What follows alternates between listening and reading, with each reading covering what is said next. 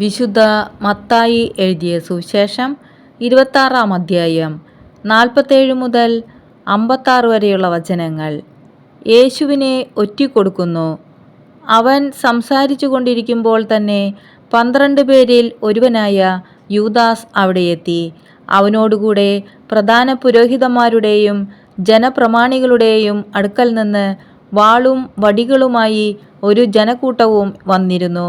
ഒറ്റുകാരൻ അവർക്ക് ഈ അടയാളം നൽകിയിരുന്നു: ഞാൻ ആരെ ചുംബിക്കുന്നുവോ അവൻ തന്നെ, അവനെ പിടിച്ചുകൊള്ളുക. അവൻ പെട്ടെന്ന് യേശുവിൻ്റെ അടുത്ത് ചെന്ന് ഗുരോ സ്വസ്തി എന്നു പറഞ്ഞ് അവനെ ചുംബിച്ചു. യേശു അവനോട് ചോദിച്ചു, സ്നേഹിതാ, നീ എന്തിനാണ് വന്നത്? അപ്പോൾ അവർ മുന്നോട്ട് വന്ന് യേശുവിനെ പിടിച്ചു. യേശുവിനോടുകൂടെ ഉണ്ടായിരുന്നവരിൽ ഒരുവൻ കൈ നീട്ടി വാൾ ഊരി പ്രധാന പുരോഹിതൻ്റെ സേവകനെ വെട്ടി അവൻ്റെ ചെവി ഛേദിച്ചു കളഞ്ഞു. യേശു അവനോട് പറഞ്ഞു, വാൾ ഉറയിലിടുക. വാളെടുക്കുന്നവൻ വാളാൽ നശിക്കും.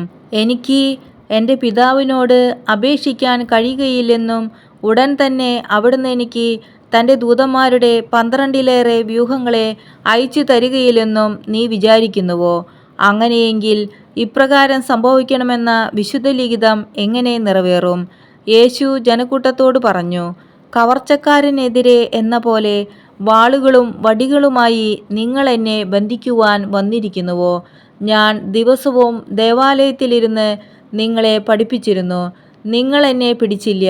പ്രവാചകന്മാരുടെ ലിഖിതങ്ങൾ പൂർത്തിയാകാൻ വേണ്ടിയാണ് ഇതൊക്കെയും സംഭവിച്ചത്. അപ്പോൾ ശിഷ്യന്മാരെല്ലാവരും അവനെ വിട്ട് ഓടിപ്പോയി.